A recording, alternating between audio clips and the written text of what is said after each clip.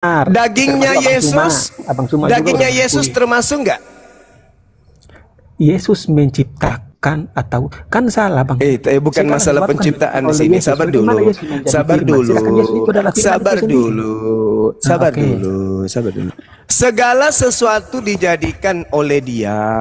Sekarang pertanyaan saya, apakah dagingnya Yesus itu juga termasuk dari segala sesuatu? Bang Zuma, kan aku mengatakan bahwa daging Yesus juga firman yang menjadi manusia. Otomatis tidak mungkin firman menjadi firman sendiri. Gimana Bang Zuma ini? Penonton dengar aja. Nggak mungkin. Sahabat-sahabat, dimanapun berada, saya Zulkifli M. Abbas mengharapkan sahabat-sahabat semua untuk kemudian mensubscribe, like, dan juga men-share channel kita ini. Salam Tauhid, salam satu Tuhan. Yesus di mana? Daging Yesus, ya. Kita berbicara firman, berarti firman itu belum jadi manusia otomatis. Ya, berarti dagingnya belum ada. Berarti dagingnya belum ada. Ya iya, karena dia belum inkarnasi, belum menjadi manusia. Tepuk tangan. Sekarang untuk menjadikan agar daging itu ada, prosesnya gimana? Ya, maka firman itu jadi manusia sendiri, ya. Firman itu itulah yang saya tanya. Itulah yang saya tanya. Ketika tadinya daging itu tidak ada, lalu menjadi ada, prosesnya gimana? Dijadikan daging atau tidak dijadikan daging? Nah, firman itu adalah perkataan itu menjadi manusia, ya. Berarti kita berbicara jangan manusia, daging, karena di situ sars dalam bahasa Yunani-nya, daging. Bagus ya.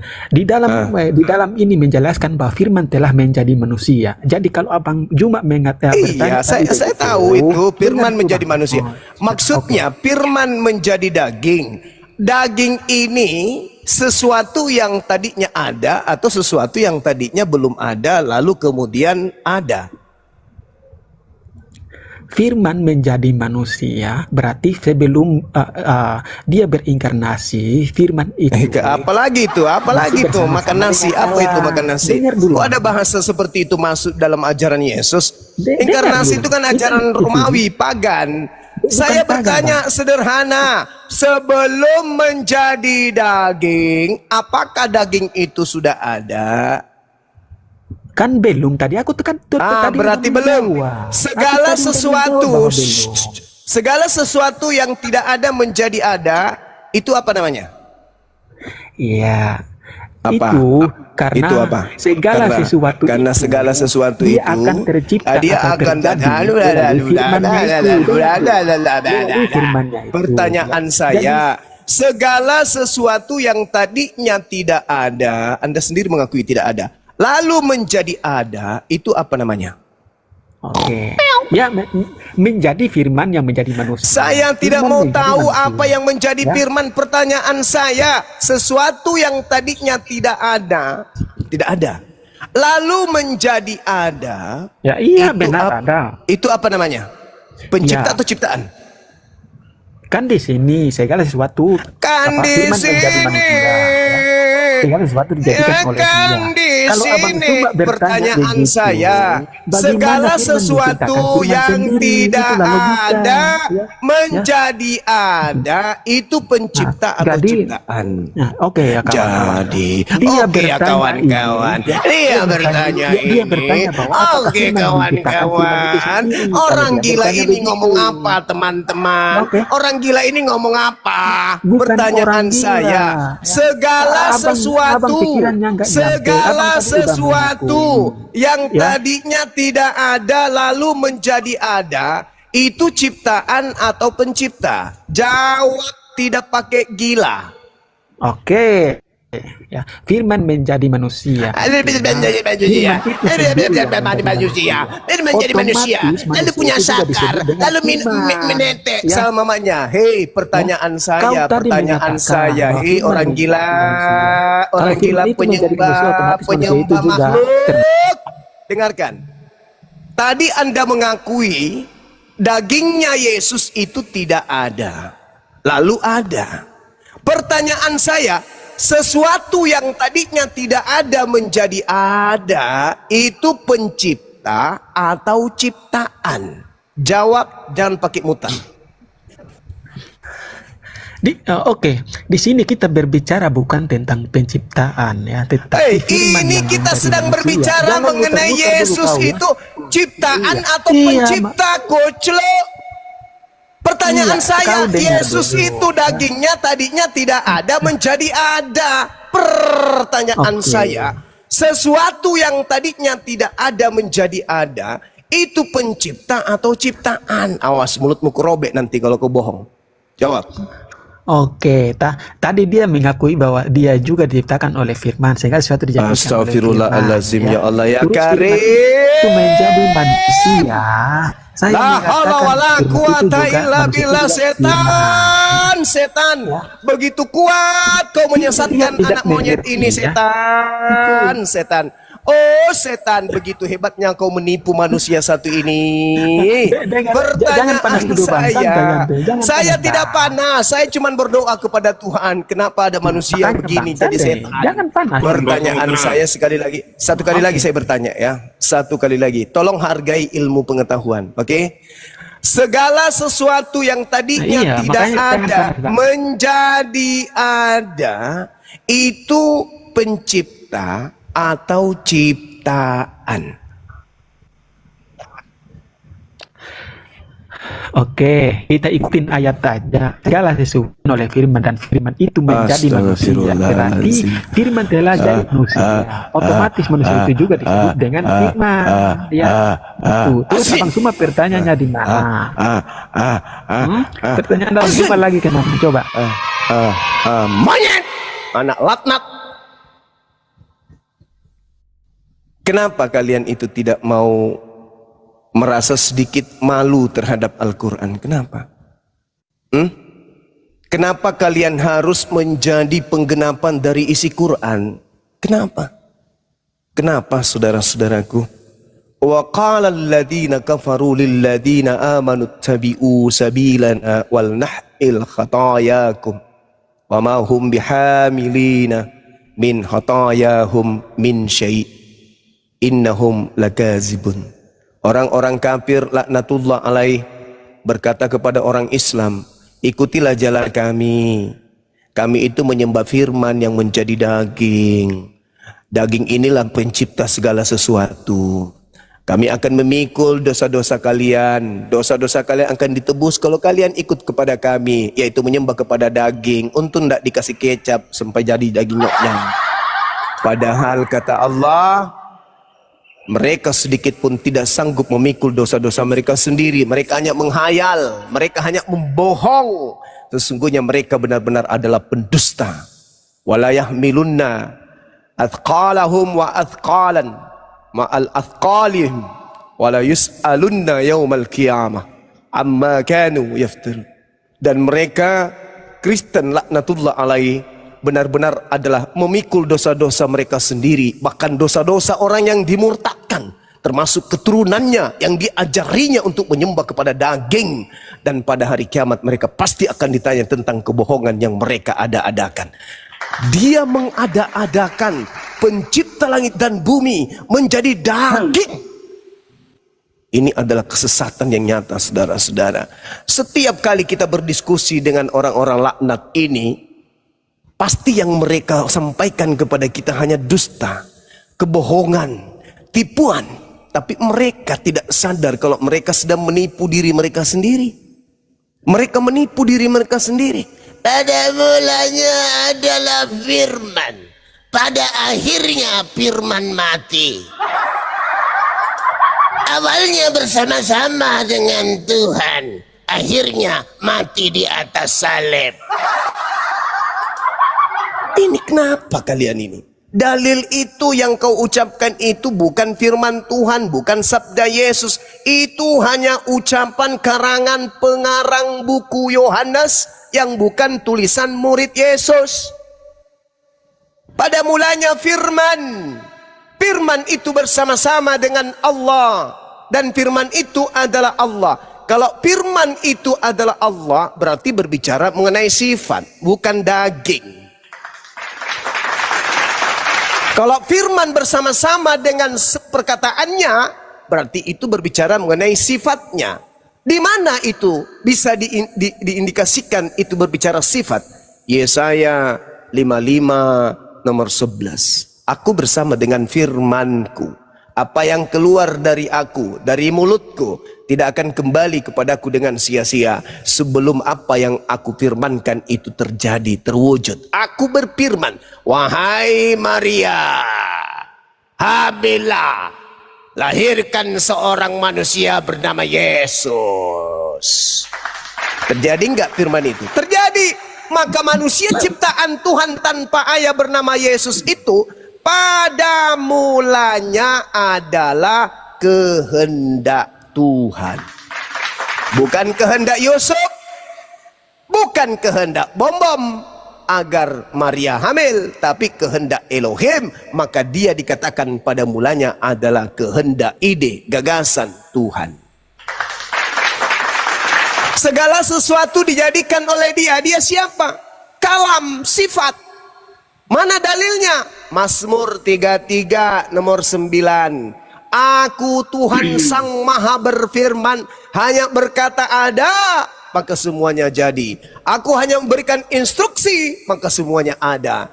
Innama amruhu idza arada syai'an ayyakula lahu kun fayakun. Aku hanya berkata jadi. Maria, iya paman, hamil, bunting langsung kedebuk. Lahirkan seorang manusia bernama Yesus, langsung iya. Makanya Yesus berkata apa? Di dalam Yohanes 8 nomor 42. Aku datang bukan atas kehendakku sendiri. Nah, berarti bukan sang firman yang nusul menjadi manusia.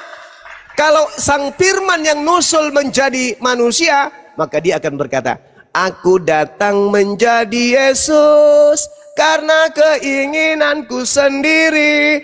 Dulu aku bukan manusia, tapi aku pengen jadi manusia. Maka aku jadi manusia atas kehendakku sendiri. Itu kalau Yesus itu adalah sang firman.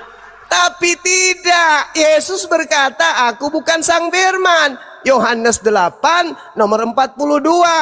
Aku menjadi daging bukan atas kehendakku sendiri, tapi atas kehendak Bapakku yang telah mengutusku menjadi makhluk. Untung saja Tuhanku tidak mengutusku menjadi itik.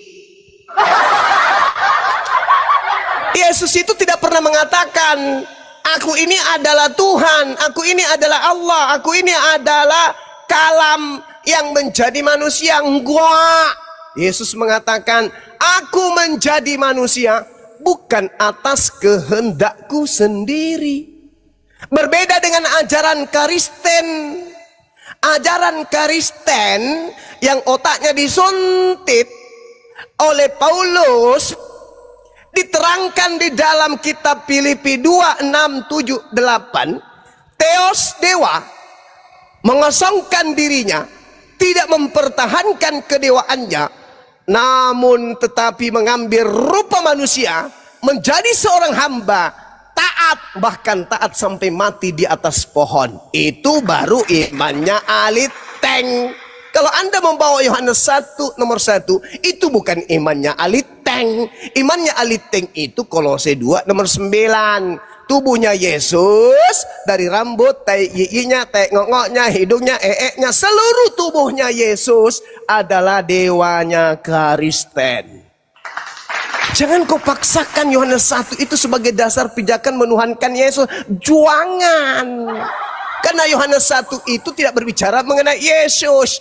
Yesus nanti dibahas di Yohanes 1 di data nomor 14-nya. Jangan nakal kalian, jangan nakal. Doakan saja Bang Suma itu panjang umur, supaya bisa membimbing kalian untuk menjadi waras. Jangan gila permanen, saudara-saudaraku sekalian. Jadi salah ente kalau Anda mengambil pola Tuhan menjelma menjadi manusia, lari ke Yohanes. Swalloh. Yang benar dewa menjadi manusia itu Filipi 1, Filipi 2, nomor 6, nomor 7, nomor 8. Kolose 2 nomor 9, Roma 14 nomor 9, Kisah Para Rasul 2 nomor 36. Itu yang kau bisa jadikan sandaran untuk menuhankan yang namanya Kristus Yesus. Jangan Yohanes 1 malu-maluin.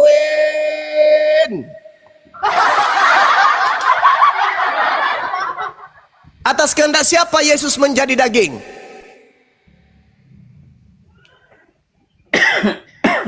Kalau dia adalah Allah yang menjadi daging, berarti atas kehendaknya sendiri.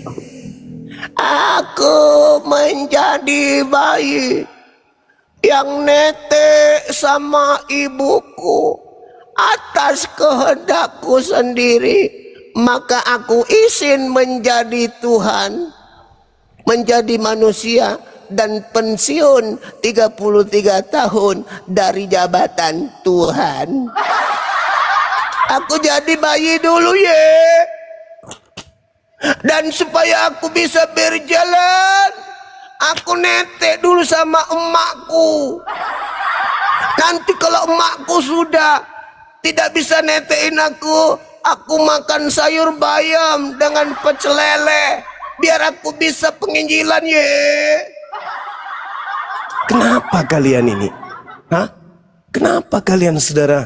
Bisakah kalian itu menggunakan akal? Sedikit aja. Sedikit aja kalian berakal itu, please. Sedikit aja. Yesusnya mengatakan, aku datang menjadi manusia bukan atas kehendakku sendiri. Tuhanku yang mau aku menjadi manusia. Tuhanku yang mau. Bukan aku. Aku jadi manusia itu tiba-tiba ajanya. Makanya ketika Yesus berdoa dalam Yohanes 17, dia minta kemuliaan kepada Bapa, kemuliaan yang dimiliki di kehadirat Bapa sebelum dunia itu ada. Kenapa? Karena di dalam data Yohanes 1 nomor 14, Firman itu telah menjadi manusia dan diam di antara kita, dan kita telah melihat kemuliaannya, yaitu kemuliaan yang diberikan kepadanya.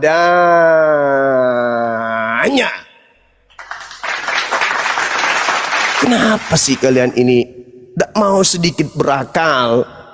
Berakallah sedikit. Berakal.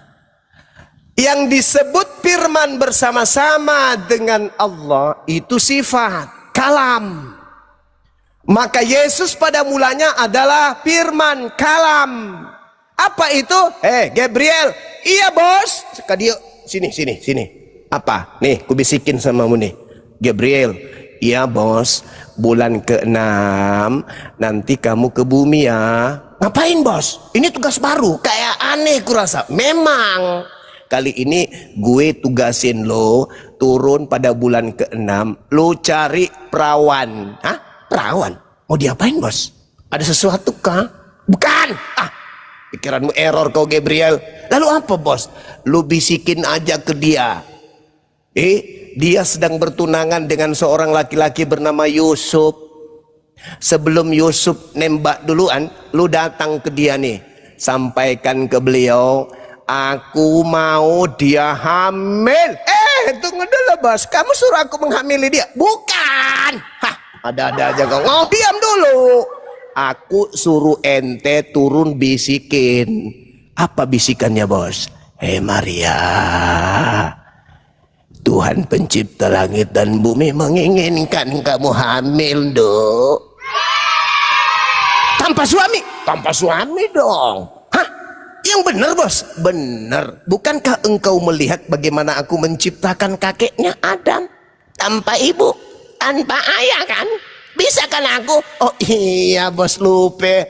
Ya makanya jangan terlalu banyak kan jengkol. Makanya lu lupa. Sekarang juga lu turun sekarang.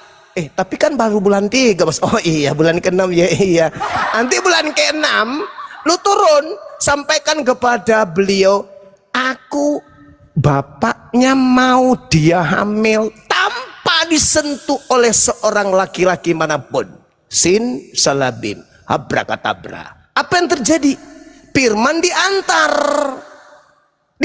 firman itu. Tok tok tok tok tok tok.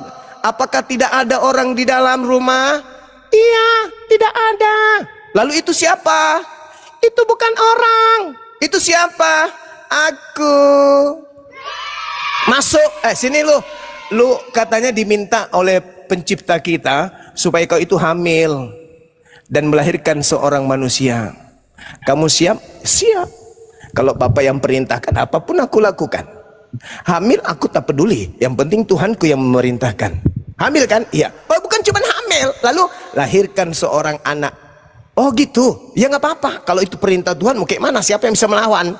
Apa yang terjadi? Melahirkanlah dia seorang anak laki-laki. Apa yang dapat kita petik hikmahnya dari guyon ini? Hikmahnya adalah ternyata ketika Tuhan berkehendak sesuai dengan perintahnya, pernyataannya dalam Yesaya 55 nomor 11, apa yang keluar dari mulutku? Kalau yang keluar dari mulutku, bom, aku ciptakan kau menjadi manusia tanpa anus, maka itu yang terjadi. Apa yang keluar dari mulutku? Maria hamil, lahirkan manusia bernama Yesus. Itu yang terjadi. Tak ada yang bisa membantah kalau firmanku sudah keluar dari mulutku. Maka firmanku dihantarkan oleh Gabriel kepada seorang wanita perawan. Aku mau dia hamil. Aku mau dia melahirkan seorang manusia tanpa ayah. Melahirkan. Maka ketika orang itu lahir, apa kata dia? Teman-teman, selamat pagi. Perkenalkan, namaku Yesus. Aku utusan Tuhan untuk kalian. Aku datang ke bumi ini untuk kalian, dicipta untuk kalian. Dan aku datang menjadi manusia bukan atas kehendakku sendiri. Jangan salahkan aku. Mukjizat yang kulakukan, aku perlihatkan tanda-tanda dahsyat lagi, itu untuk membuktikan aku utusan Tuhan. Itu jadi pada mulanya adalah firman. Memang betul, Tuhan punya kalam, kemudian kalamnya berkalimah, kalimahnya diantarkan malaikat sampai kepada Maria. Maria hamil, Maria mengandung. Yesus berkata, aku datang menjadi manusia bukan atas kehendakku sendiri. Selesai. Yang muncul pengikut palsu, pengikut Yesus palsu yang muncul. Tuhan datang mengosongkan diri, mengambil rupa manusia, taat menjadi hamba, bahkan sampai taat mati di atas pohon. Itu. Kemudian orang-orang ini nggak mau. Nggak mungkin. Ketemu umat Islam nggak mungkin Tuhan turun menjadi manusia, nggak mungkin. Maka satu-satunya jalan mereka menolak Filipi 2 itu, lalu mereka mengambil Yohanes 1. Padahal Yohanes 1 itu bukan begitu maksudnya. Inilah saudara-saudara. Ya, jadi kembali kepada tema tadi. Pada mulanya adalah firman. Firman ini sifat. Kalau dia bukan sifat, ditambah dengan kata bersama-sama, berarti di situ ada dua. Kalau firman bukan sifat yang melekat pada diri Tuhan, berarti di situ ada dua. Kalau dikatakan sifat Tuhan bersama dengan Tuhan itu sendiri, betul. Tapi kalau pribadi lain yang bersama-sama dengan Tuhan, berarti di situ ada dua pribadi. Gugurlah ajaran Tuhan yang dikatakan oleh Yesus sendiri. Hidup kekal itu adalah mereka mengenal Engkau satu-satunya Tuhan dan mengenal Yesus sebagai utusan. Kalau dipaksakan pada mulanya firman dan firman itu adalah Yesus, maka seharusnya yang terjun payung dari langit turun ke bumi sebelum masuk ke rahim Maria adalah manusia. Assalamualaikum Ibu Maria. Waalaikumsalam. Siapa ya? Aku Yesus, Bu. Oh, mau ngapain? Mau masuk ke rahimnya Ibu, pinjam. Mau ngapain? Untuk supaya saya keluar kembali, saya masuk dulu. Gimana cara mau masuk? Gimana cara mau masuk? Kalau kau itu sudah daging masuk ke saya, gimana caranya? Jadi gimana caranya ini daging masuk menjadi daging? Jadi bakso urat. Salah polanya itu. Jadi yang datang bukan Yesus, yang datang adalah pemberitaan. Itulah yang disebut firman. Jadi yang datang bukan ciptaan, yang datang adalah firman yang dihantar oleh Gabriel. Yang Maha Kuasa menghendaki, Roh Kudus berkuasa atas dirimu wahai Maria. Hamil. Bukan kemudian masuk ke dalam tubuhnya daging terjun dari langit. Ada pesawat lewat, melingkir, turun lagi ke bawah, sampai ke tanah Yudea, masuk dia ke rahim. Bukan begitu, Cak Kangkung. Yang turun itu pemberitaan goib. Itulah yang disebut firman, kalam, kalimah. Makanya dikatakan kalimah, tuhu, kalimat yang datang dari Dia sang Tuhan. Datang kepada Maryam. Kamu harus hamil sesuai dengan instruksi dan melahirkan seorang manusia suci bernama Isa putra Maryam. Gak ada perlawanan. Oh, Tuhan yang mau hamil, melahirkan dia Yesus. Begitu dia lahir, apa katanya? Waspadalah kepada penyesat yang datang kepadamu, mengaku akulah Yesus. Waktunya sudah dekat, jangan kamu percaya. Artinya ada Yesus sendiri, ada Yesus yang bukan Yesus datang mengaku Yesus yang membuat kepala manusia jadi gepeng, yang membuat pengikut-pengikutnya yang percaya kepadanya menjadi gimpe, menjadi peda ulunya. Kenapa? Karena percaya kepada si palsu, sehingga dia memaksakan, oh yang datang kepada kami itu Tuhan loh, yang datang menjadi manusia loh. Padahal dia sendiri yang mengatakan kok yang asli, aku datang bukan atas kehendakku sendiri. Tapi yang pengikut palsu, dia datang, dialah itu, dialah Tuhan yang datang inkarnasi jadi manusia. Itu Filipi 2, Cak Kangkung. Jangan kau bawa Yohanes 1. Kalau Yohanes 1 itu proses pengantaran firman dari Tuhan ke Gabriel, Gabriel langsung ke Maria. Itu baru betul. Tapi kalau Anda mau langsung Tuhan jadi manusia, jangan ambil ini. Tak ajarin Filipi 2 nomor 6 sampai 8 itu Tuhan langsung yang jadi manusia.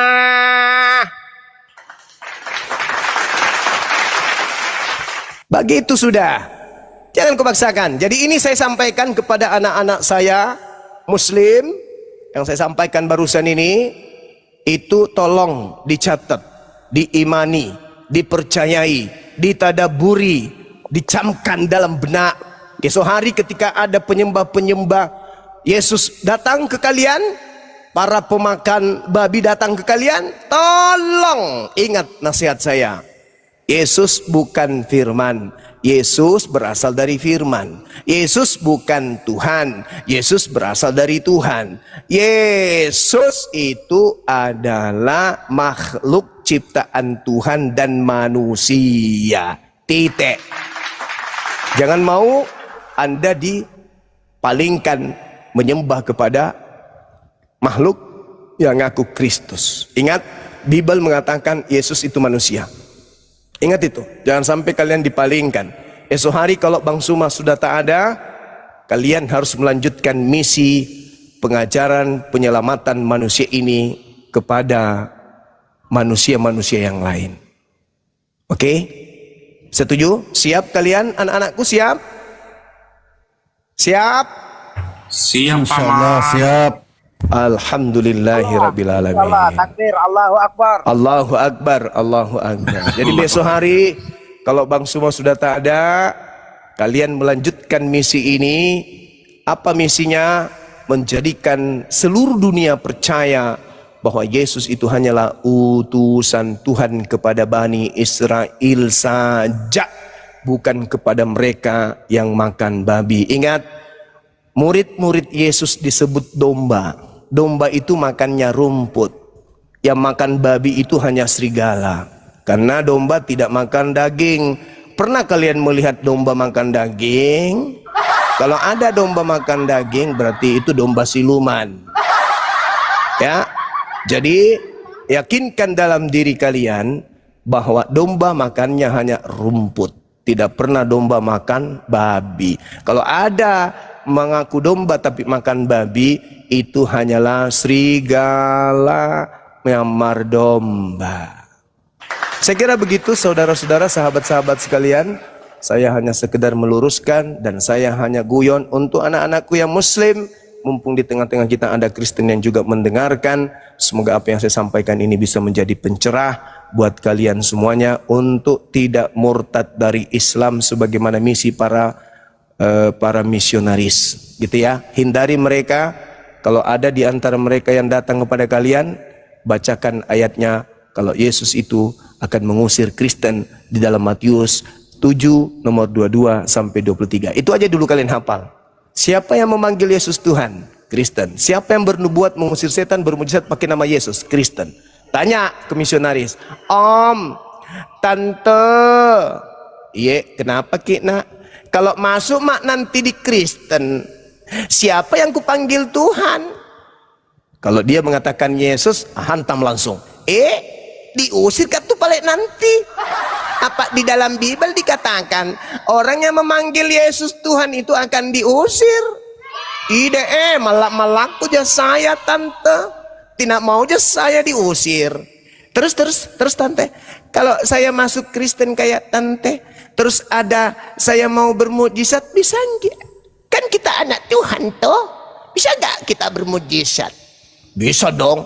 Lalu kalau kita bermujizat, misalnya masuk mak ini Kristen toh, terus ada orang gimpe kepalanya, mau ku kasih bagus kepalanya kembali. Gimana caranya saya obati kepalanya yang gepeng itu tante? Pakai nama siapa? Bermujizat kan toh? Iya. Siapa nama ku panggil? Yesus toh. Bukankah di dalam kitab kita disebutkan yang bermujizat, bernubuat pakai nama Yesus akan diusir. Jadi buat apa saya pindah ke Kristen tante kalau ternyata ujung-ujungnya saya diusir Yesus? Sementara posisi saya sekarang sudah Islam, saya percaya Yesus hanyalah utusan kepada Bani Israel. Sedangkan dikatakan di dalam Yohanes 3 nomor 16 bahwa Yesus diutus, siapa yang percaya kepadanya tidak binasa, melainkan memperoleh hidup yang kekal. Nah, Yesus berkata dalam Matius 24, aku diutus hanya kepada domba yang sesat dari umat Israel. Dan saya percaya tante, saya bukan domba Israel. Siapa lagi yang sesat dari Israel? Bukan. Orang Bugis kah saya? Orang Makassar kah saya? Orang Madura kah saya? Orang Melayu kah saya? Orang Minang kah saya? Orang Sunda kah? Bukankah saya orang Israel? Jadi ya saya percaya kalau dia hanya untuk Israel saja. Supaya dapat hidup kekal, tidak binasa, saya harus percaya dia hanya untuk Israel. Dadah tante, ke neraka jangan ajak-ajak, tante aja sendiri. Nah gitu ya anak-anak ya. Guyon aja, sampaikan seperti itu dengan cara guyon, gokil kayak gitu supaya dia tidak tersinggung. Minimal otaknya yang berkarat itu bisa malu sendiri. Gitu, setuju nggak? Setuju nggak? Setuju. Setuju Papa. Setuju. Alhamdulillahirabbil alamin. Masya Allah. Oke, saya kira begitu untuk sementara. Ada yang dibawa Gus Mendem, itu nama guru saya di Facebook. Kalau Anda sudah mulai waras, silakan naik. Saya tunggu habis Isya. Kita berhadapan di sini, head to head. Anda membawa nama guru besar saya. Silakan ente naik. Dia adalah guru pertama saya di Facebook ngajarin saya tentang materi kristologi. Gus Mendem, kamu pakai nama guru saya berharap ilmumu sama seperti dengan guru saya. Kau naik habis Isya, biar kuajarin kau bagaimana caranya mengeluarkan dedak yang ada di otakmu itu. Maksudnya ini versi Oten guru dah? Iya, dia versi Oten. Dia make nama guru kita. Ya, kayak Paulus make nama Yesus. Oke, silakan teman-teman diambil alih, saya ibadah dulu. Assalamualaikum warahmatullahi wabarakatuh. Waalaikumsalam warahmatullahi wabarakatuh. Silakan Pak Nasi Padang, dibuka mute-nya Pak Nasi Padang. Pak Nasi Padang lezat. Pak Nasi Padang.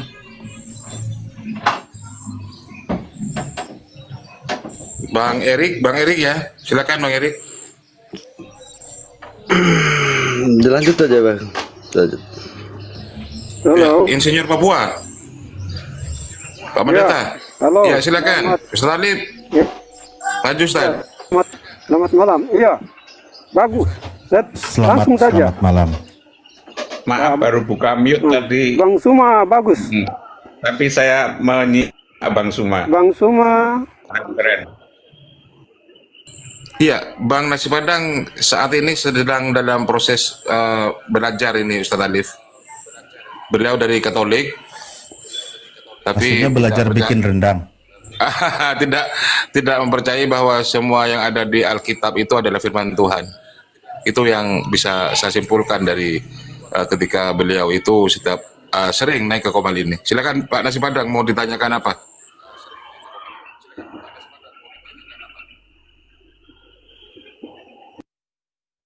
Oke, Bang. Masya Allah. Kalau guru kami izin beliau ini ya, sholat maghrib di sana sudah masuk waktu maghrib waktu Indonesia Tengah. Silakan Pak. Oke. Selamat sore ya Bang semua.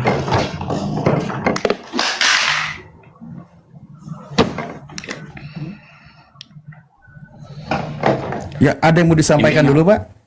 Iya, nanti ini udah ada Kristennya ya, Bang. Halo. Ini sapa-sapa dulu. Kristennya Oh, ya Bapak ini. sudah bukan Kristen ya? Mantap, Masya Allah. Kapan Pak sadatnya Pak? Enggak, maksudnya enggak ada dari Kristen yang bisa mungkin menanggapi juga nanti kalau saya salah dalam penyampaian. Enggak ada ya. Oh, ini Pak Erik dan Pak IRK ini semuanya dari Muslim ya? Ini Pak IR kayaknya Kristen, Pak Ketua. Kristen kayaknya. Ya, halo. Oh, Bang kalau IR. kita kenalan dulu kalau gitu Iya, biar masuk tidak kan, salah paham. Iya. Islam Pak Saya Kristen, Pak. Kristen. Islam apa Kristen? Kristen. Oh iya, ada Kristen dan Katolik. Kristen Pak. Oke, Iya. ada Kristen. Ini masukkan saja. Tadi pengamatan saya dari Bang Suma itu bagus orasinya, ceramahnya bagus. Cuma saya minta supaya beliau harus pakai data yang bervalid supaya jangan Bang Suma keliru karena kami Kristen. Kalau Bang Suma sudah menghaji Coba atau Pak, ceramah gini aja atau Pak, khotbah maaf, begitu, saya coba potong Pak, maaf. Apa yang bukan data yang disampaikan oleh Bang Zuma tadi? Begini Bapak, saya ambil kesimpulan contoh dari Pak Dodi Tan ya. Beliau di ruang sekretariatnya. Bapak ngomongin Bang Zuma apa Kodondi ini? Pak. Jangan ya, kemana-mana Pak. Maksudnya contoh. Saya ambil contoh. Bukan gitu. Narasi yang baik dan benar itu kalau tadi Anda membawa nama Bang Zuma, ya contohnya yang mana tadi yang bukan data. Begitu diminta contoh kenapa lari ke Kodondi? Kan nggak nyambung Pak. Maksudnya begini, itu salah satu contoh ungkapan yang konkret. Artinya begini, kami Nasrani, seandainya Bang Sumanya orasi begitu kan kami keliru. Kalau memang dia mau mengambil alih untuk ada kaum-kaum Nasrani yang mau memihak kepada Bang Suma, harus ada data-data valid. Tapi kalau dia hanya bahasa kasarnya congor, kasihan bagaimana Nasrani awam. Dia kan nanti otomatis dia keliru dan dia akan menolak Bang Suma punya orasinya. Itulah Pak, saya tanya kan Bapak, saya dengarkan Bapak nih. Bapak mau ngoreksi di bagian mana yang mau dikoreksi? Gitu loh Pak. Begini, selama saya mengikuti Bang Suma, yang dia terlalu signifikannya, terlalu orasinya itu ada di makhluk yang disebut babi, B2. Menurut kami, Nasrani, bukan menurut ya, Yahudi dengan Farisi tidak pernah, dalam Babelnya perjanjian lama itu tidak pernah ada kata babi, makhluk yang disebut babi. Dan tidak pernah babi itu tidak pernah dijadikan sebagai binatang yang haram. Aduh, ya Allah. Coba Bapak Bang Suma itu coba mengerti kata itu. Makhluk babi itu tidak ada di dalam ritus Yahudi. Imamat 11 Pak, nomor 7, di situ ada B2, di situ Begini, B12, itu haram untuk ya, Bani B2 Israel. itu, begini. Tidak ada Bani Israel yang ada kata di dalam Bible itu ada babi. Babi itu Ya nggak ada lah, itu kan bukan bahasa Indonesia, Pak. Iya, tapi yang ada di dalam ritus mulai dari kejadian imamat. Oh, saya kejadian ingat keluaran Pak Arif. imamat. Ini yang dipanggilnya insinyur tapi ya, saya ingat. Aduh, begini, di dalam ritus ini itu saya... ada di imamat itu. Ya Allah. Kalau anak lembu yang dipakai kambing. Iya, kambing dengan domba. Yang dikatakan lembu makhluk biri-biri yang memamah biak. Itu saja. Tapi kalau babi, otomatis dia tidak akan masuk di kurban persembahan. Aduh, Pak dengerin Pak ya. Persembahan biaknya bukan satu, Pak, banyak. Pak gantian Pak. Makanya Yahudi dan Farisi. Pak. Pak IR, tolong gantian. Yang dimaksud bahas Bang Juma itu kan yang teman-teman Kristen itu, teman-teman Kristen rata-rata pemakan B2. Anda makan B2 nggak?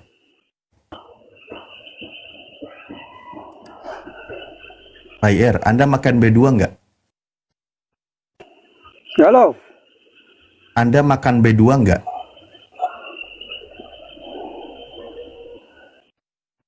Iya, makan. Ya makan. Sementara yang namanya Bani Israel itu disebutnya sebagai domba. Domba tidak makan B2. Gitu loh. Kenapa? Karena dalam ajarannya B2 itu diharamkan.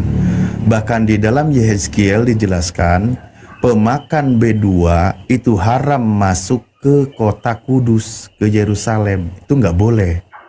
Pemakan B2 dan juga pemakan tikus. Yang dilenyapkan, yang haram itu yang tidak bersunat. Pemakan B2 dan pemakan tikus itu akan dilenyapkan oleh Tuhan. Di situ Pak, Anda pemakan B2. Maka Anda tidak layak mengaku sebagai pengikut Yesus. Yesus yang diutus untuk Bani Israel. Tapi mengaku pengikut, prakteknya mentuhankan Yesus. Gitu loh Pak. Tolong dipahami Pak. Anda aja narasinya malah bingung sendiri, menyalahkan duluan.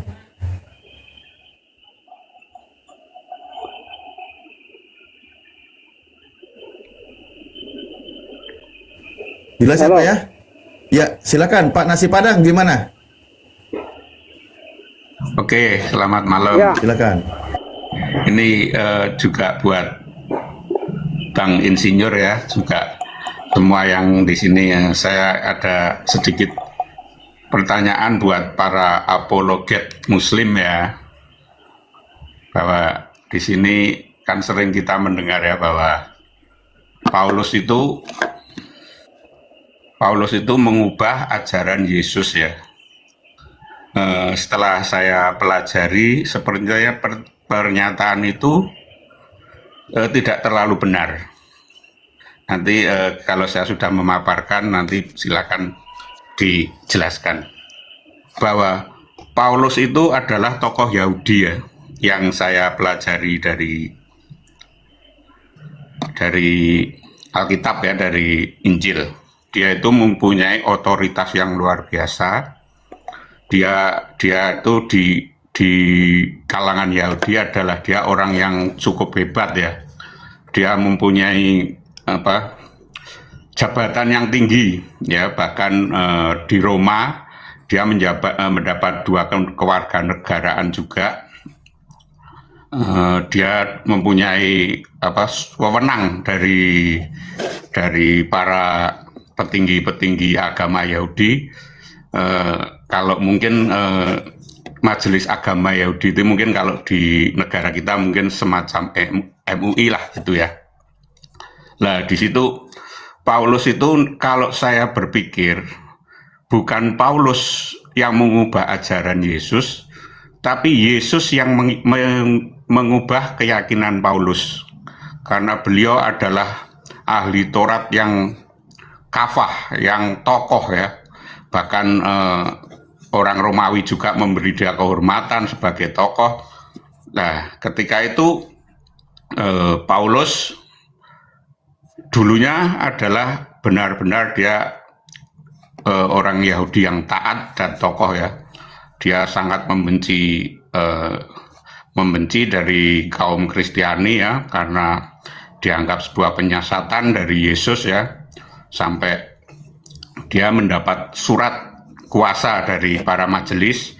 Itu bisa dibaca di Injil ya, kisah para Boleh rasul. saya tanggapi dulu Pak, biar tidak kepanjangan. Saya selesaikan dulu aja ya Bang Alip. Boleh. Nanti kasih batasan waktu ya. Oke, siap.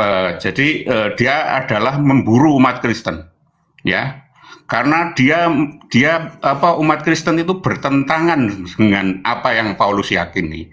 Karena Paulus meyakini dia berpegang pada ajaran Musa, karena dia adalah tokoh dari Yahudi, dari pemuka agama Yahudi, yang dia juga mengharamkan babi, dia juga memperbolehkan poligami, dia juga ada memperbolehkan perceraian, juga mengajarkan gigi ganti gigi, mata ganti mata, nyawa bagi nyawa.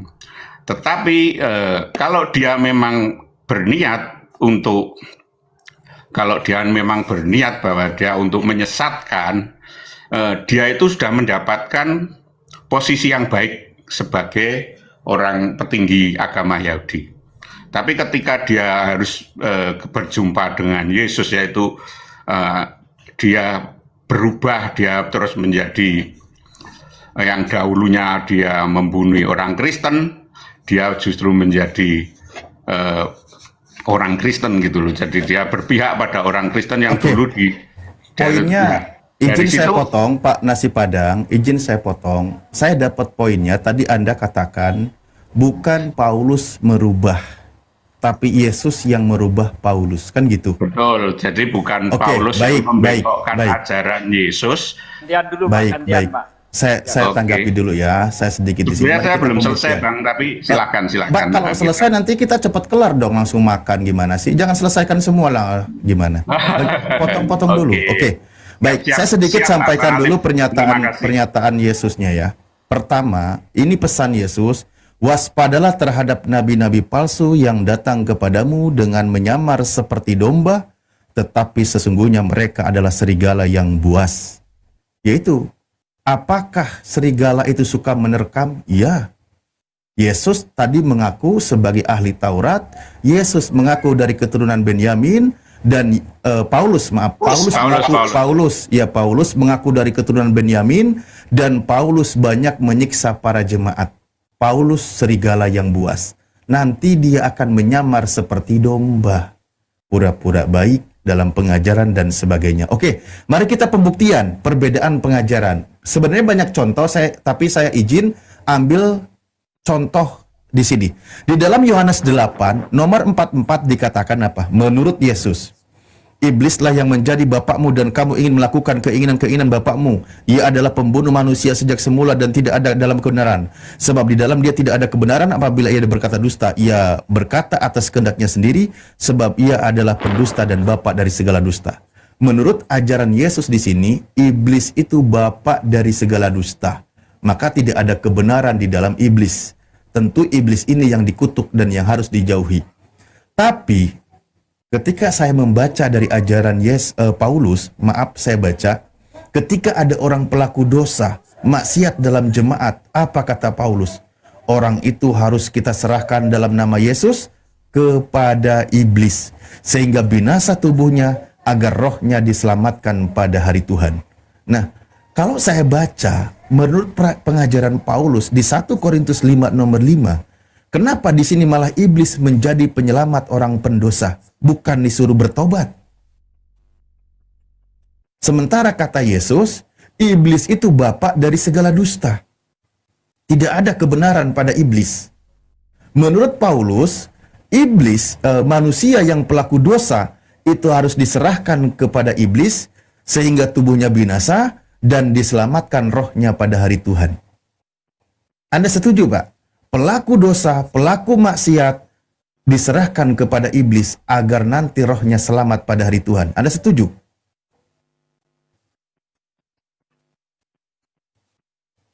Halo? Iya, Bang. Anda setuju dengan pernyataan Paulus di sini?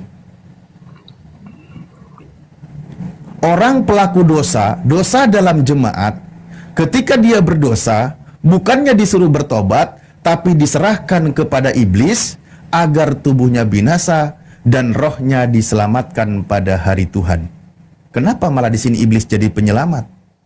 Ini saya bukain datanya ya. Takut dibilang saya ngarang. Sementara tadi kata Yesus, iblis itu bapak dari segala dusta.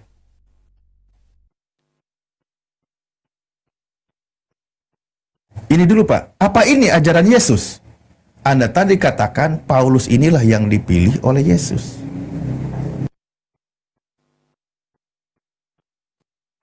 Makanya Bapak tadi jangan dihabisin semua, takutnya besok nggak ada diskusi lagi kita.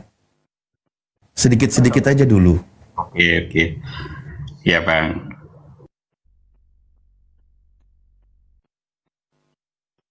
Anda bisa nggak membenarkan ajaran ini, Pak? Orang pelaku dosa, dosa di dalam jemaat, ketika mereka berdosa, bahkan di sini melakukan pencabulan dan sebagainya, katakanlah dia itu ahli maksiat, jual diri, PSK, kayak gitu. Aduh, langsung dibatasi. Iya, Maka kalau menampilkan data emang seperti itu, Ustaz Adib. Pakai akun bodo baru, amat TikTok, udah terlanjur. Orang itu diserahkan kepada iblis. Anda setuju nggak? Harus pakai akun baru itu. Habis TikTok saya udah akunnya. Gini Bang, kemarin saya sempat mendapat ilmu dari Bang Bibel ya. Tapi saya turun dulu deh. Berjalan. Iya, mendingan turun aja Ustaz. Pakai akun yang baru. Saya pakai Bibel, saya mendapat pencerahan dari Bang Bibel Berjalan bahwa Injil maupun Taurat yang sekarang itu sudah dipalsukan. Jadi jika umat Muslim meyakini itu, tidak perlulah kita menggunakan dalil dari. Topi kebesarannya Ustaz Ali, Ustaz Sugi. Ya kemarin kan seperti itu ya. Ya intinya gitu Bang.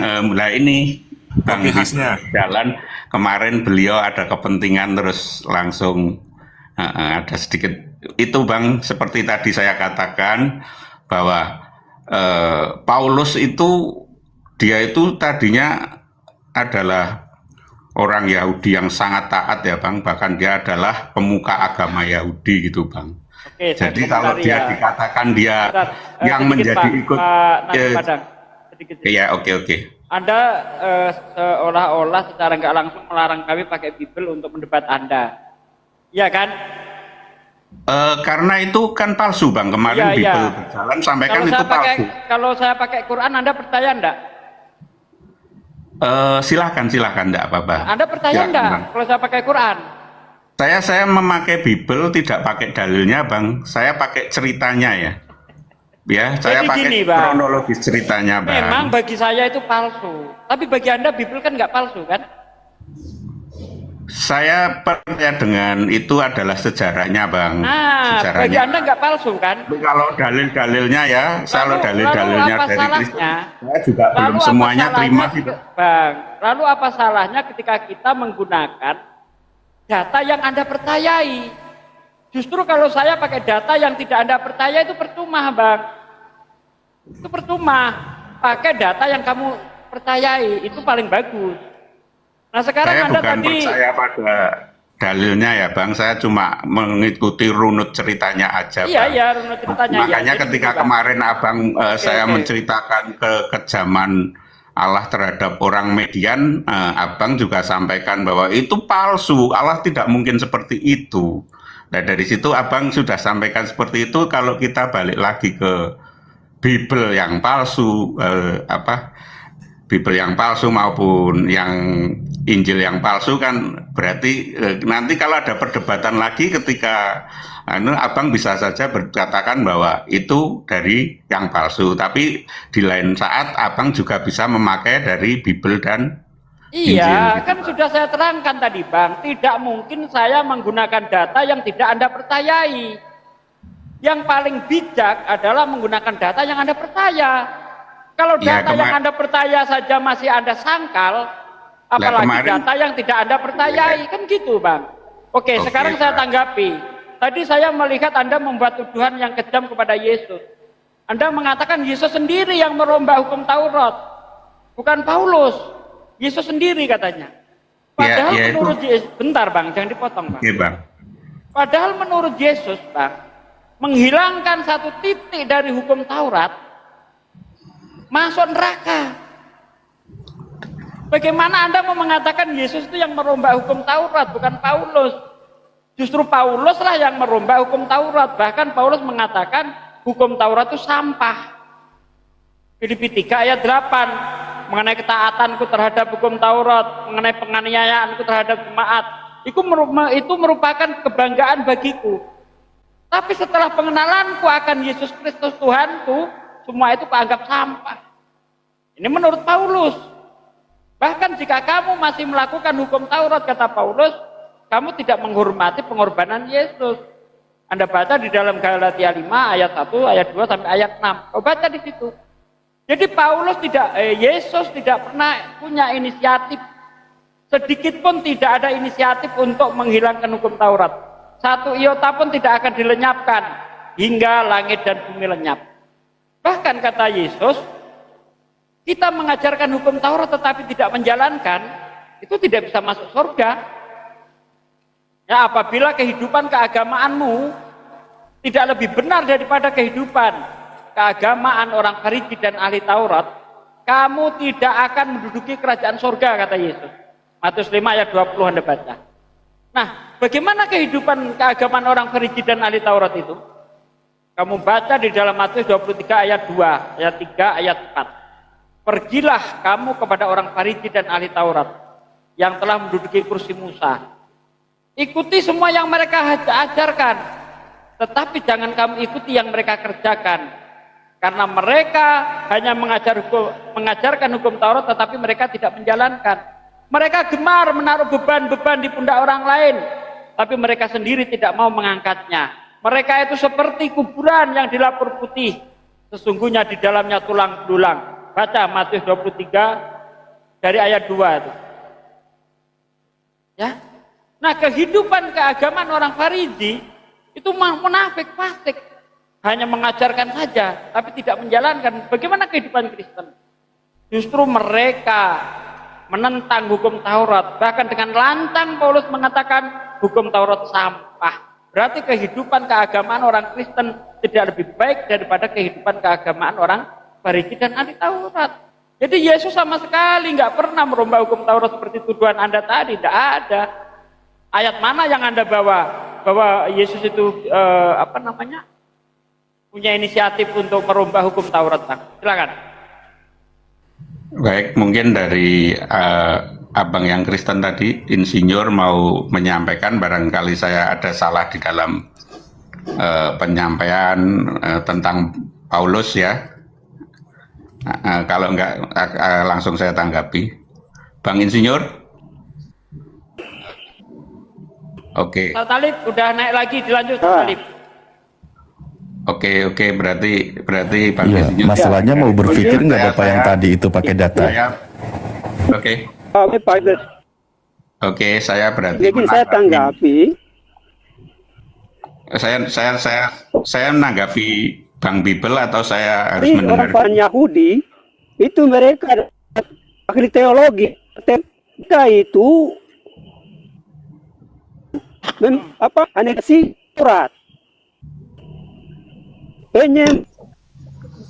Kita itu tidak sebutkan. Ini siapa yang lagi bicara ini, Pak De? Membuat patuh, bunuh, berzina, mencuri, mengucapkan saksi dosa, dan ini Mereka yang mendistorsikan kitab Taurat ini, mereka itu para teologi. Jadi Bang, jangan sih. Dan mereka ancam mereka. Halo. Halo. Pak, tadi saya tampilkan data pembahasan. Mengancam mereka itu, Bang. Pak De, izin kalau gitu biar sampai tuntas dulu yang ini ya, tidak dibikin lama. Nanti lanjutkan kayaknya mau nanggapin narasi dari Pak Desugi. Begini Pak, saya sedang membuktikan karena tadi narasi Pak Nasi Padang mengatakan Yesus inilah yang memilih Paulus dalam ajarannya dan sebagainya gitu. Saya sedang membuktikan bagaimana ajaran Yesus ketika dia mengajar, bagaimana menyikapi tentang iblis. Iblis itu bapak dari segala dusta. Paulus mengatakan orang pelaku dosa, pelaku maksiat itu harus diserahkan kepada iblis. Ini kan berbahaya. Saya tanya dulu deh sama Anda. Anda setuju nggak pelaku dosa, pelaku maksiat agar selamat di hari Tuhan, rohnya selamat di hari Tuhan, orang itu diserahkan kepada iblis? Ini ke saya apa ke Bang? Sama host. Sama host. Sama Bapak lah, yang Kristen pokoknya yang merasa Kristen aja. Siap. Sebetulnya saya tidak ingin menanggapi itu karena saya tidak ada ilmu di situ ya. Cuma kalau Bang kalau tidak ada ilmu tadi Bapak jangan menyimpulkan kalimat yang tadi dong. Jadi Paulus ini yang dipilih oleh Yesus dalam ajarannya. Jadi kalau yang tubuhnya yang binasa, kalau rohnya yang selamat ya saya setuju Bang. Lah iya. Nanti kan tubuh orang itu diserahkan kepada iblis. Ya kan? Orang nih berarti kan lengkap dengan tubuhnya. Nah, nanti setelah diserahkan kepada iblis, tubuhnya binasa. Rohnya diselamatkan di hari Tuhan. Setuju Bang. Ya berarti berarti bersekongkol dengan iblis kalau gitu Pak. Boleh nggak bersekongkol dengan iblis? Nggak boleh Bang. Nah terus kenapa Anda setuju tadi diserahkan kepada iblis? Itu kalau saya belajar ya di kekristenan itu memang lebih baik tubuh kita binasa tapi roh kita diselamatkan Bang. Seperti agar tubuhnya binasa diserahkannya kepada siapa? Karena tubuh itu tidak mendapat bagian. Bukan. Yang sedang kita bahas poinnya ke iblisnya Pak, bukan tubuh kitanya. Agar tubuhnya binasa, orang itu diserahkan kepada siapa? Tubuhnya diserahkan kepada iblis, rohnya supaya diselamatkan. Orang itu diserahkan kepada iblis. Nanti kan setelah diserahkan kepada iblis, tubuhnya binasa. Nah, nanti rohnya diselamatkan pada hari Tuhan. Jadi agar pelaku dosa itu selamat, maka orang itu diserahkan kepada iblis. Ya tubuhnya binasa, disedot darahnya kali atau gimana lah saya nggak tahu. Nanti rohnya diselamatkan di hari Tuhan. Nah, berarti dalam ajaran Paulus di sini orang pelaku dosa, pelaku maksiat bukan diajarkan bertobat, tapi malah disuruh bersekongkol dengan iblis.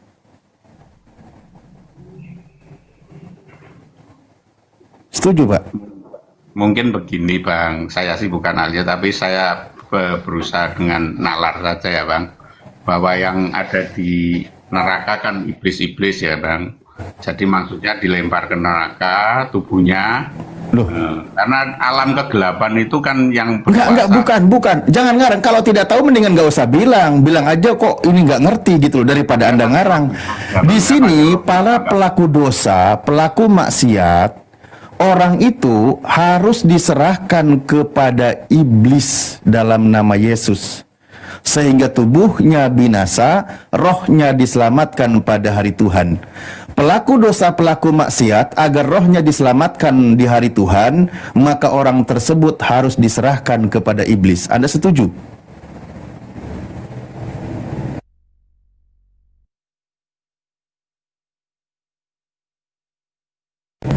Ini host, maksudnya kalau nampilin data kena pelanggaran gitu?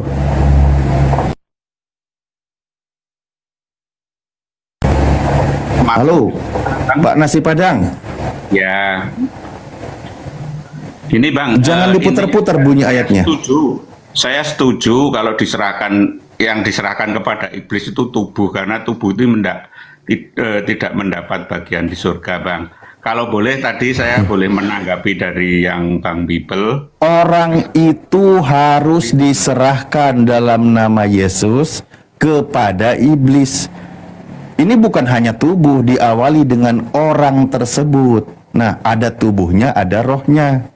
Nanti tubuhnya binasa, rohnya diselamatkan di hari Tuhan. Iya, saya setuju. Ya, secara tidak langsung dalam iman Anda di sini, iblis itu penyelamat, pelaku dosa. Bukannya ya, orang berdosa itu bertobat kalau dia pelaku apa ya yang tadi saya takut kena Bennett kalimatnya. Ya, tukang menjajakan diri seorang wanita, bukan disuruh bertobat. Nggak apa-apa Ustaz Alif, nggak apa-apa, asalkan jangan nampilin gambar-gambar dan data, jangan terlalu lama. Kalau mau berbicara pesundal, nggak ada masalah. Cuman Bunda Rahma sering kena Bennett karena menampilin salibnya Yesus yang telanjang itu. Ini data loh yang ditampilin ini. Kenapa TikTok menolak isi Bible? Karena di situ ajarannya diserahkan kepada iblis ya? Nah itu dia mungkin. Cuman jangan lama-lama kalau mau nampilin, nggak apa-apa Ustaz mungkin. Begitu Pak Nasi Padang. Ini kalau Anda katakan tidak apa-apa, Anda sedang melawan ajaran Yesus. Karena menurut Yesus iblis itu bapa dari segala dusta. Padanya tidak ada kebenaran. Iblis ini pelaku dosa. Kenapa Anda setuju dengan iblis? Nah, sulit memang, sulit. Gini Bang, tadi kan saya berusaha menceritakan tentang Paulus ya Bang. Kalau sampai ke situ saya katakan tadi saya sudah menjawab, gitu Bang. Nah ini saya kembali, saya sudah menjawab, saya setuju Bang. Ya berarti buat ya. Anda iblis itu bukan bapak dari segala dusta, tapi penyelamat.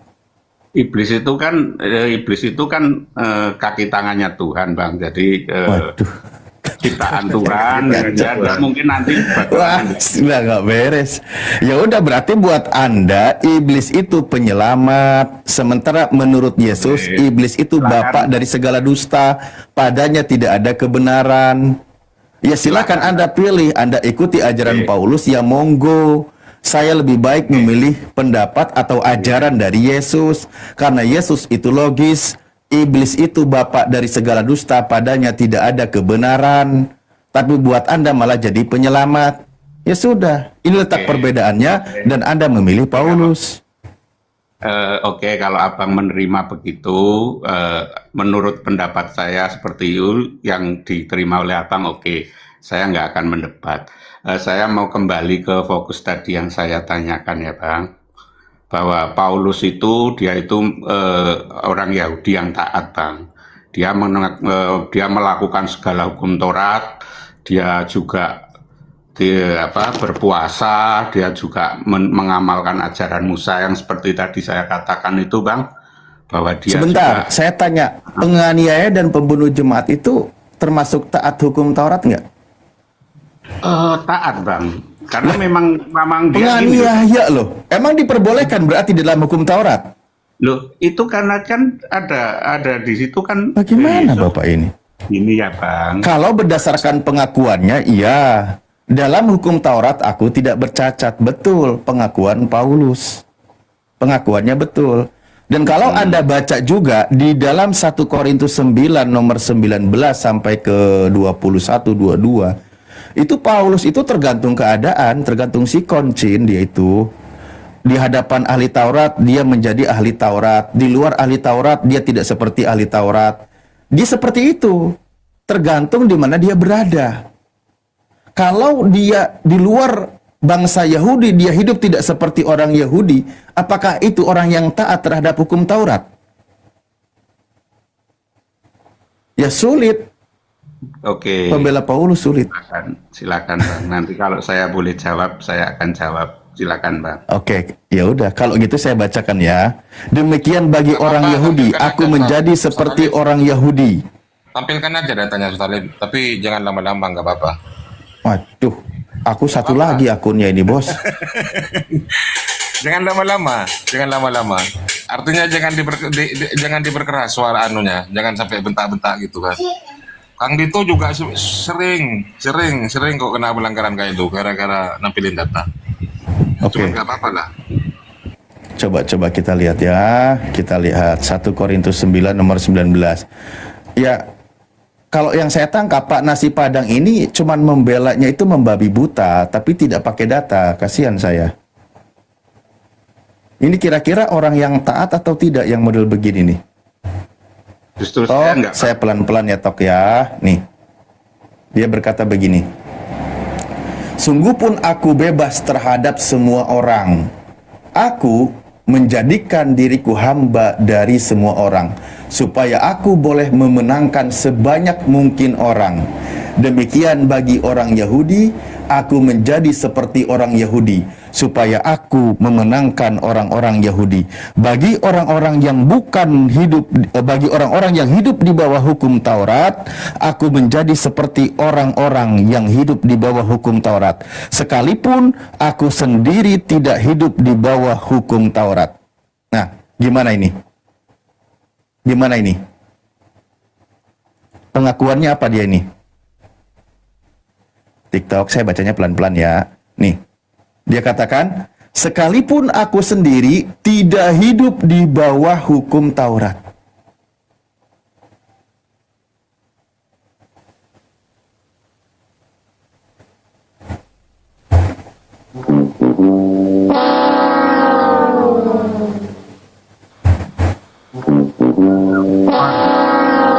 Potong lagi. Gimana Pak? Ini waktu saya jawab atau gimana, nanti saya dipotong lagi nanti? Bukan, waktu Bapak jawab itu tahun depan, masih lama.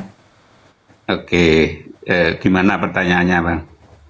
Ya ini yang saya baca. Dia mengaku hidup di bawah hukum Taurat atau tidak? Orang-orang yang di bawah hukum Taurat akan menjadi orang yang hidup di bawah hukum. Sekalipun aku sendiri tidak hidup sekalipun aku sendiri tidak hidup di bawah hukum Taurat, supaya aku dapat memenangkan mereka yang hidup di bawah hukum Taurat. Berarti ini mungkin Paulus. Assalamualaikum Bang. Iya, Bang, izin gabung Bang.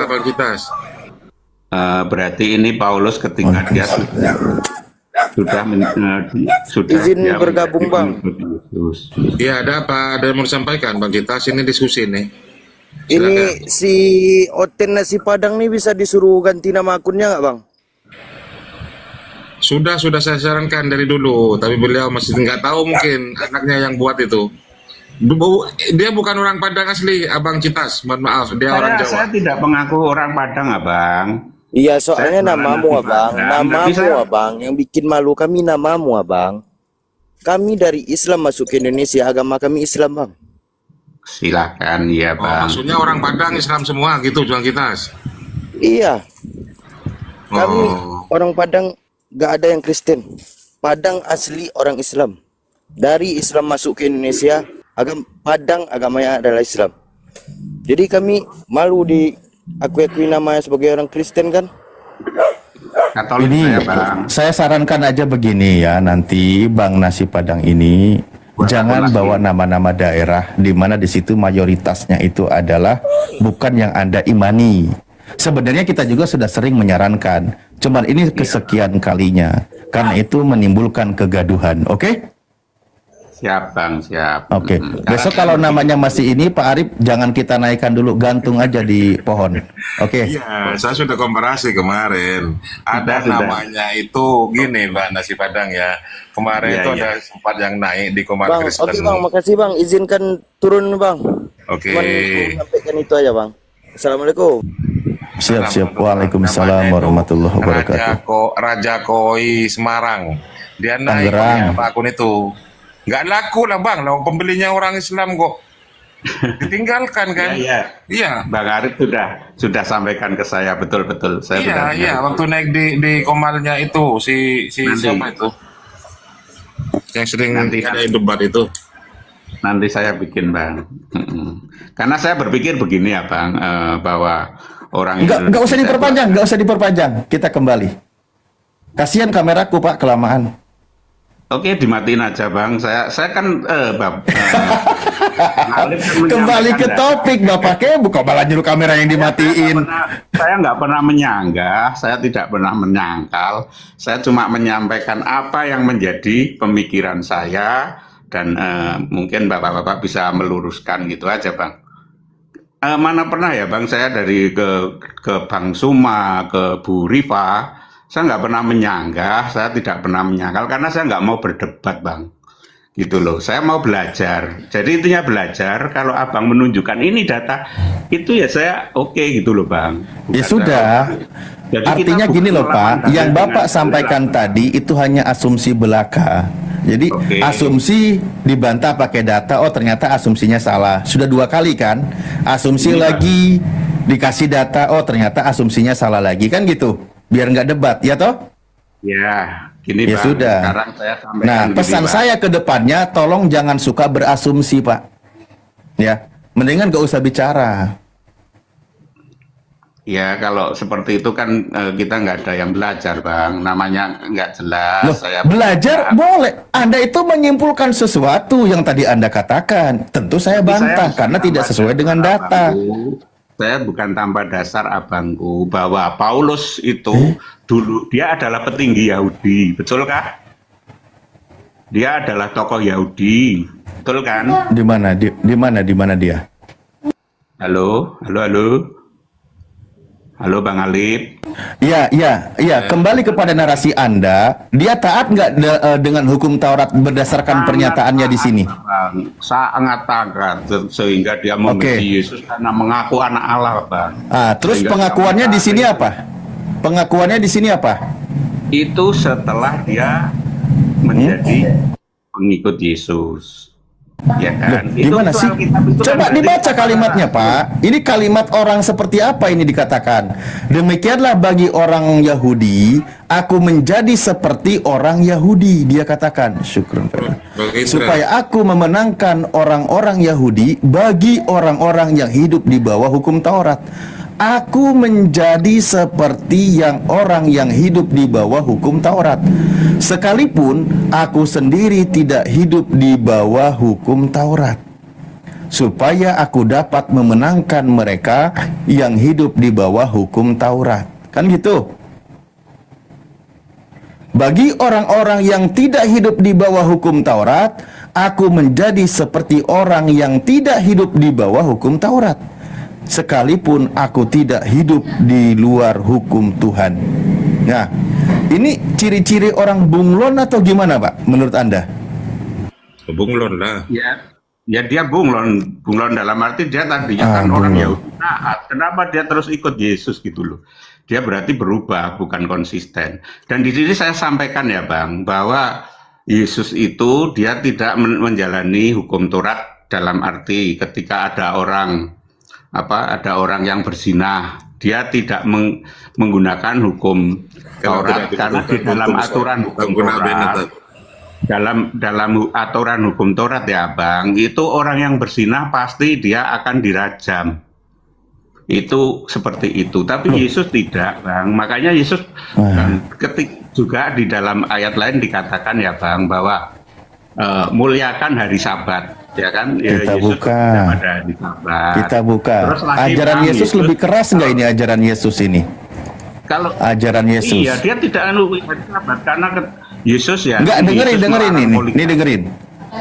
Yesus juga tidak memperbolehkan perceraian. Di sini dikatakan, di sini dikatakan apa nih?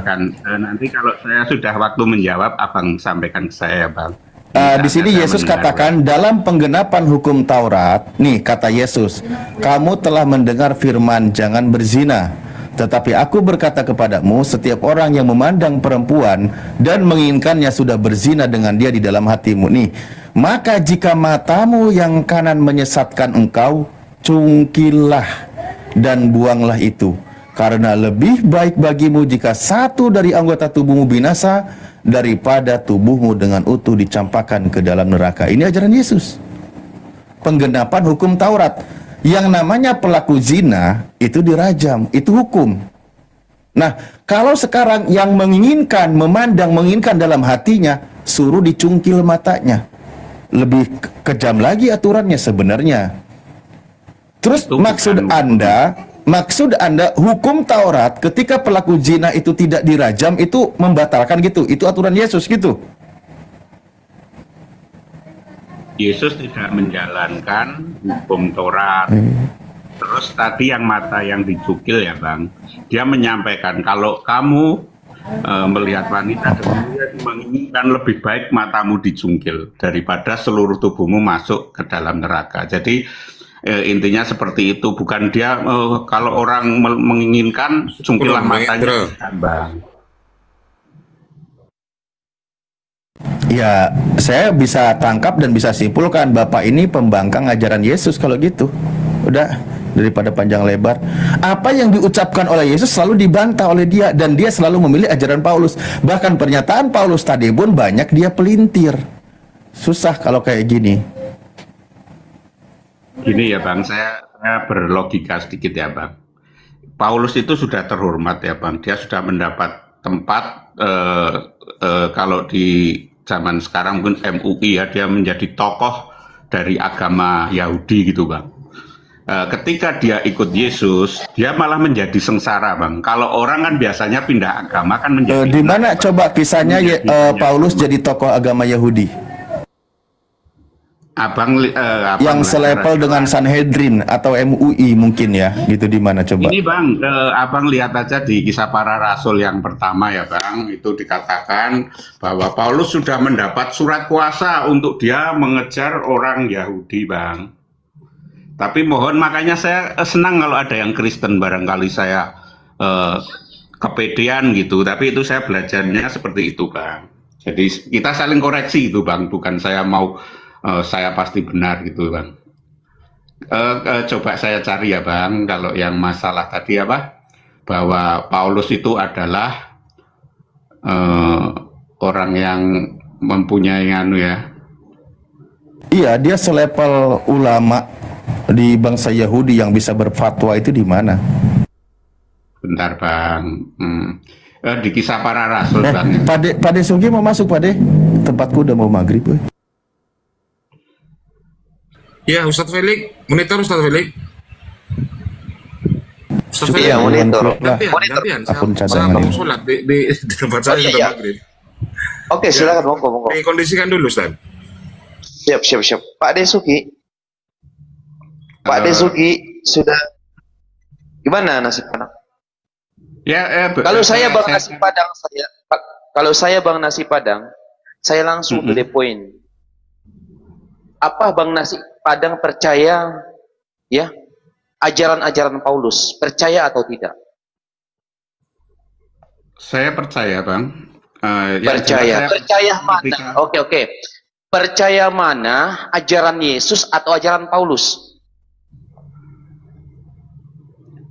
Ajaran ayo Paulus, kita jujur-jujuran di sini, kita jujur-jujuran, kita jujur. Paulus ketika dia masih menjadi...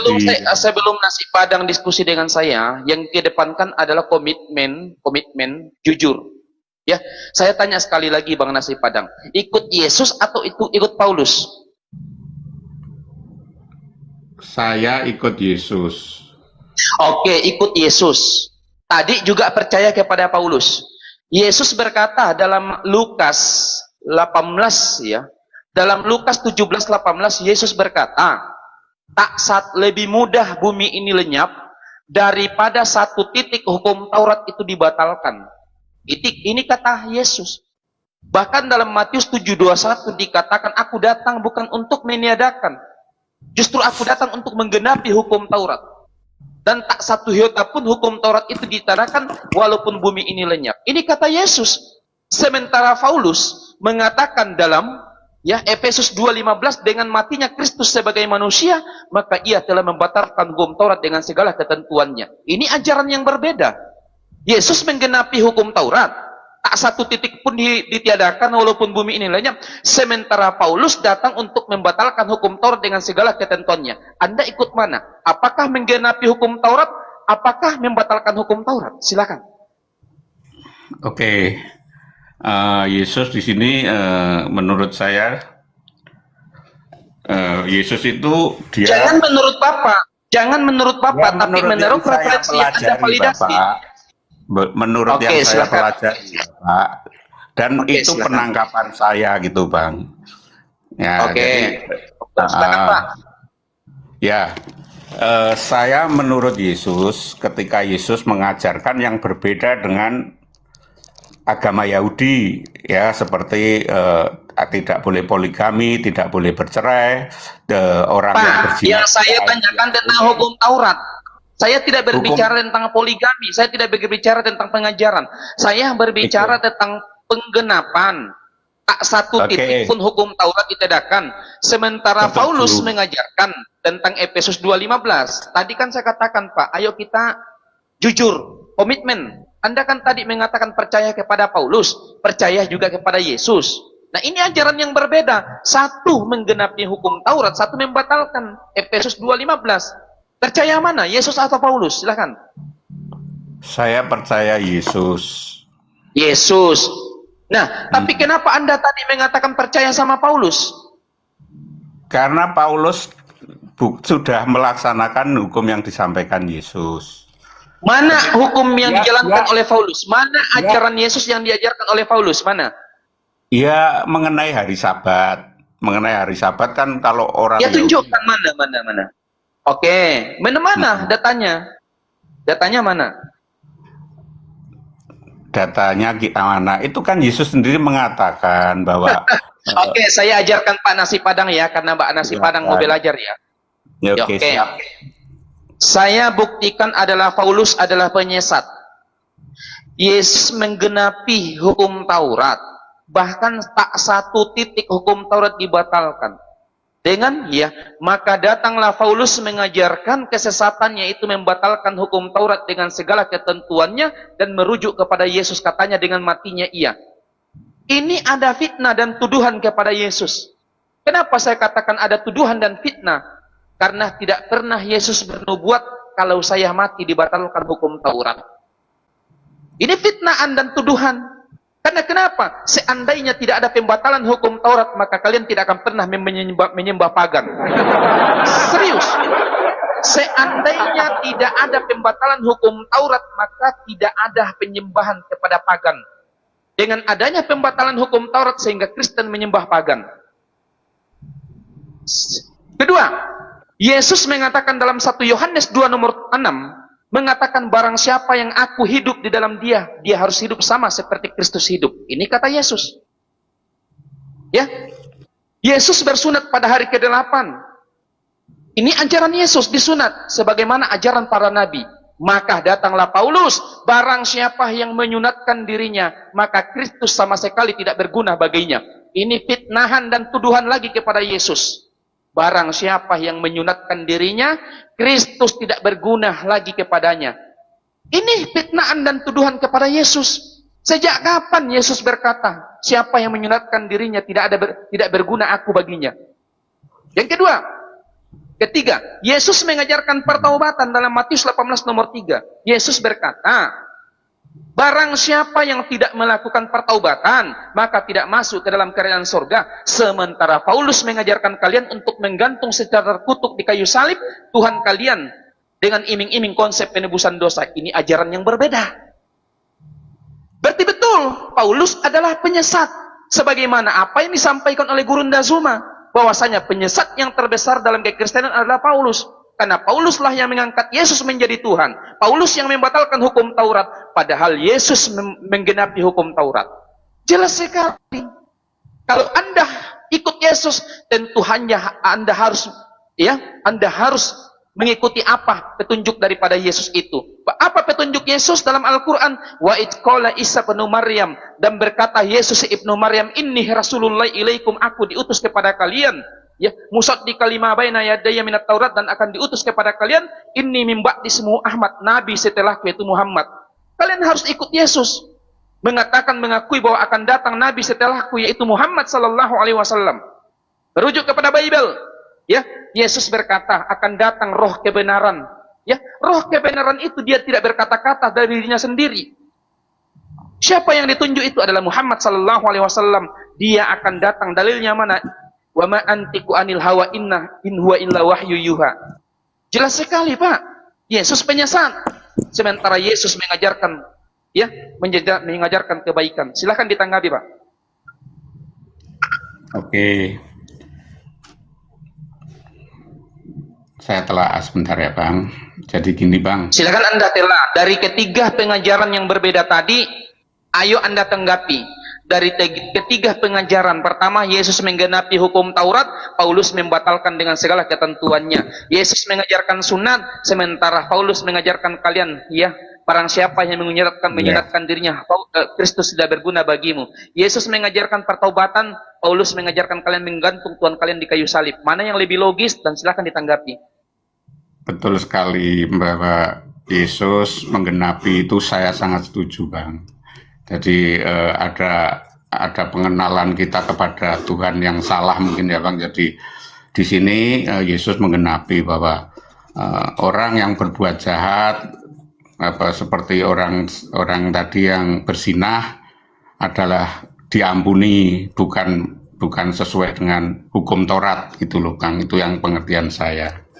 Jadi Yesus sendiri dia tidak menggunakan hukum Taurat, Bang.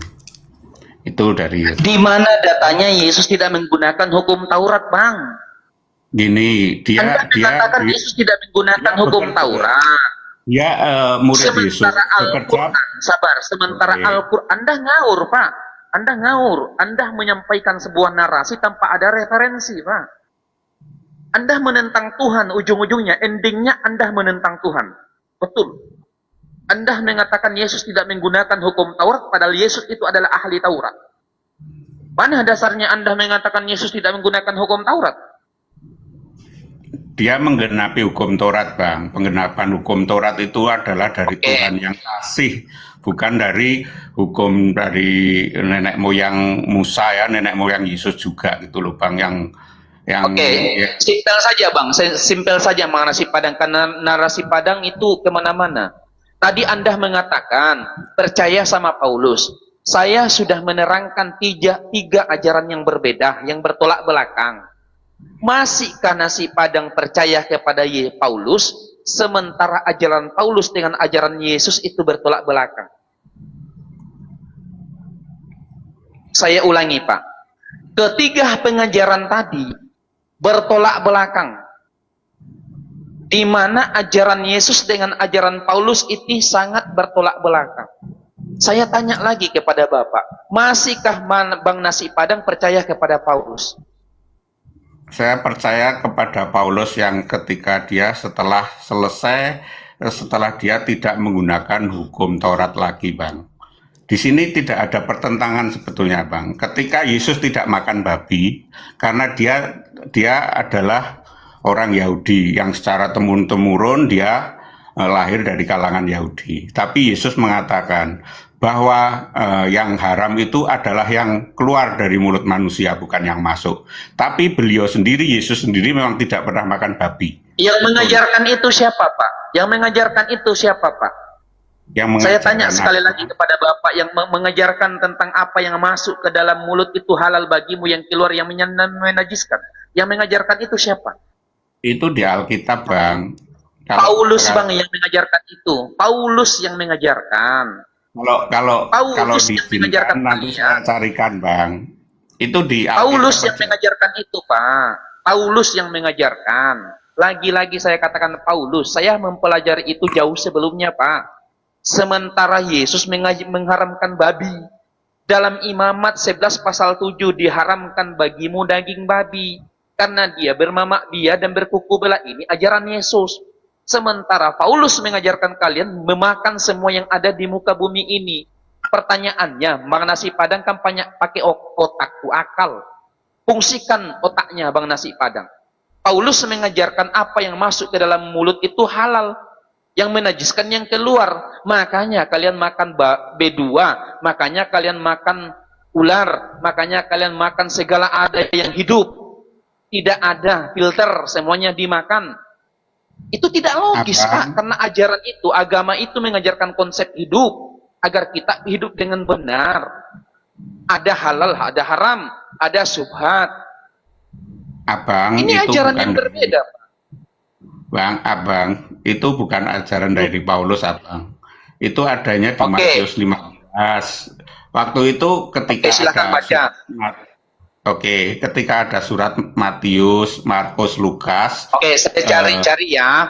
itu dia belum masuk, Bang. Itu masih jadi orang, benar-benar orang Yahudi, Bang, yang dia hukumnya mata ganti mata, hari Sabat nggak boleh bekerja, masih boleh kawin cerai, masih boleh menghalalkan poligami dan lain sebagainya. Itu masih, Bang, dia masih seperti itu, Bang.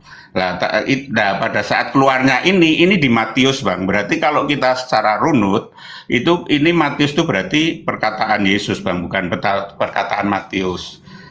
Ini kalau nggak salah Matius 15, Bang. Ini saya juga pakai Google. Matius 15 nomor 11. 11 ya, itu kan, dan dengar dan camkan, bukan yang masuk dari mulut yang menajiskan orang, melainkan yang, dan seterusnya, Bang. Nanti Abang bisa.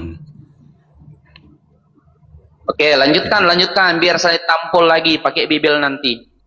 Oke, Bang. Ya itu, Bang. Jadi itu bukan kata tadi Abang kan menyampaikan bahwa itu yang mengatakan Paulus. Padahal itu sebelum Paulus menjadi Kristen, ya, itu masih menjadi Yahudi yang dia mencari membunuh orang Kristen. Waalaikumsalam. Itu ayat itu sudah keluar. Silakan Bapak baca 1 Korintus 11:17, Pak.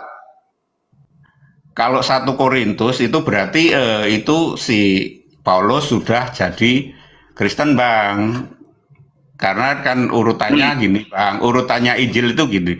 Matius, Markus, Lukas, baru Kisah Para Rasul, baru jemaat kepada siapa, jemaat kepada siapa. Yang saya ketahui seperti itu, Bang. Ini sayangnya nggak ada yang Kristen, Bang. Jadi kalau mungkin saya... Ini Kristennya ada 3, Pak Nasi Padang. Ada Kristen 3 di atas. Ya, saya bandingkan ya, Bang Herman Pan. Silakan dibuka mute-nya, Bang Herman. Ya, mungkin saya salah penyampaian, mungkin ya. Bang Herman, silakan dibuka mute-nya, Bang Herman. Iya. Bang Nasi Padang, kenapa saya katakan harus komitmen? Di suatu sisi Anda percaya Yesus Paulus, di suatu sisi ajaran Paulus Yesus beda. Mau ikut Yesus lagi, mau Yesus Paulus, tidak konsisten Nasi Padang ini. Ayo, Bang Herman.